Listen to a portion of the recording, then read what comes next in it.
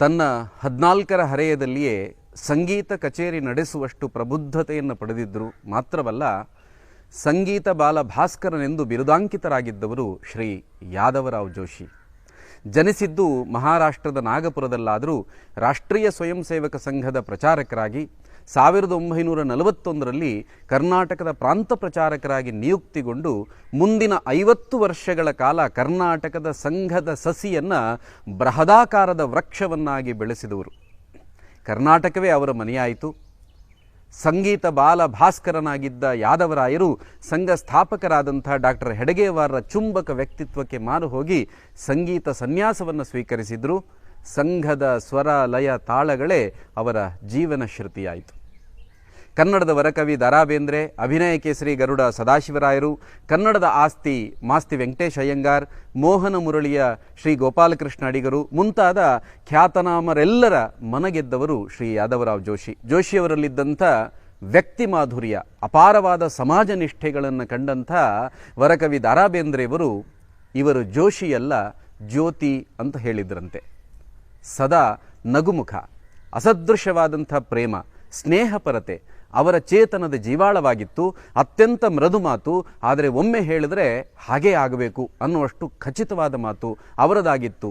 ಎಂಥವರನ್ನು ತಮ್ಮ ಪ್ರೀತಿ ತುಂಬಿದ ಕಣ್ಣುಗಳಿಂದ ಗೆದ್ದು ಬಿಡ್ತಾ ಇದ್ರು ಅಂತ ಅವರ ಒಡನಾಡಿಗಳಾಗಿದ್ದಂಥ ಸಂಘದ ಹಿರಿಯರು ನೆನಪಿಸ್ಕೊಳ್ತಾರೆ.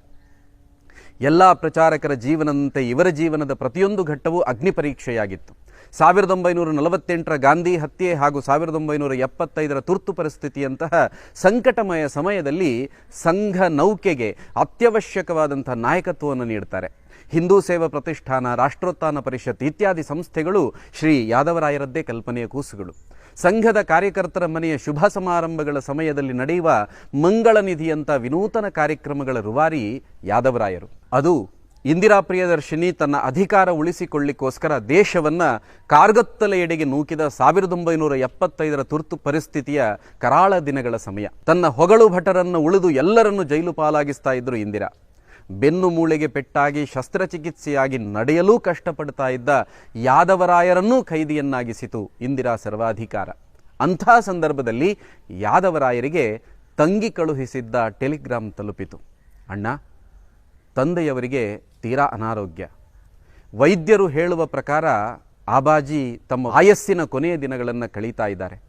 ಹಾಗಾಗಿ ನೀನು ಸರ್ಕಾರದಿಂದ ಪರೋಲ್ ತೆಗೆದುಕೊಂಡು ಆಬಾಜಿಯವರ ಅಂತಿಮ ದರ್ಶನಕ್ಕೆ ಬರಬೇಕು ಅಂತ ಬರೆದಿದ್ದನ್ನು ಓದಿ ಯಾದವರಾಯರ ಕಣ್ಣು ಹನಿಗೂಡಿತು. ತಂದೆಗೆ ಒಬ್ಬನೇ ಗಂಡು ಮಗ, ಮಾತ್ರವಲ್ಲದೆ ತಂದೆಯ ಜೊತೆ ಅತ್ಯಂತ ಭಾವುಕ ಸಂಬಂಧ. ಆದರೆ ಅದೆಲ್ಲವನ್ನು ತೊರೆದು ಸಂಘ ಕಾರ್ಯಕ್ಕೆ ತನ್ನನ್ನು ಸಮರ್ಪಿಸಿಕೊಂಡಿದ್ದರು. ಈಗ ಅವರ ಅಂತಿಮ ದರ್ಶನವನ್ನು ಮಾಡಲಾಗದಂಥ ಸ್ಥಿತಿ. ರಾತ್ರಿ ಪೂರ ನಿದ್ರಿಸಲಾಗದೆ ಕೊರಗ್ತಾರೆ. ಮುಂಜಾನೆ ಎದ್ದು ದೃಢ ನಿಶ್ಚಯದಿಂದ ಆ ಪತ್ರಕ್ಕೆ ಉತ್ತರ ಬರೆಯಲು ಕುಳಿತರು.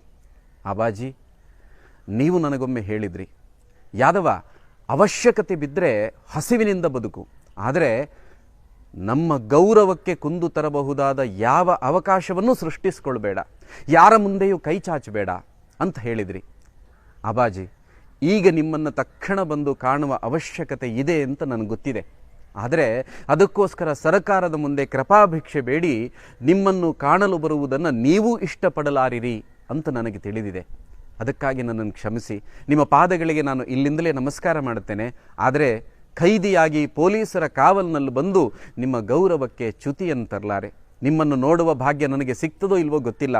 ಅದಕ್ಕೋಸ್ಕರ ನೀವು ಅಲ್ಲಿಂದಲೇ ನನ್ನ ಜೀವನ ಸ್ವಾಭಿಮಾನದ ತೇಜಸ್ಸಿನಿಂದ ಕೂಡಿರಲಿ, ಯಾರ ಮುಂದೆಯೂ ಕೈ ಚಾಚದೆ ಪ್ರಖರವಾಗಿರಲಿ ಅಂತ ಹರಸಿರಿ ಆಬಾಜಿ ಅಂತ ಪತ್ರ ಬರೀತಾರೆ.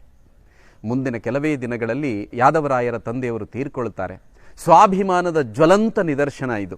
ಸಣ್ಣ ಪುಟ್ಟ ಆಸೆ ಆಮಿಷಗಳಿಗೆ ಯಾರ್ಯಾರದೋ ಕಾಲು ಹಿಡ್ಕೊಂಡು ಆತ್ಮಾಭಿಮಾನವನ್ನು ಕಳೆದುಕೊಂಡು ಆಳೆತ್ತರದ ದೇಹವನ್ನು ಗೇಣುದ್ದ ಮಾಡಿಕೊಂಡು ಕೈ ಚಾಚಿ ನಿಂತ್ಕೊಳ್ತೇವಲ್ಲ, ಯಾದವರಾಯರ ಜೀವನದ ಈ ಘಟನೆ ನಮ್ಮ ಜೀವನಕ್ಕೂ ಪ್ರೇರಣೆಯಾಗಲಿ.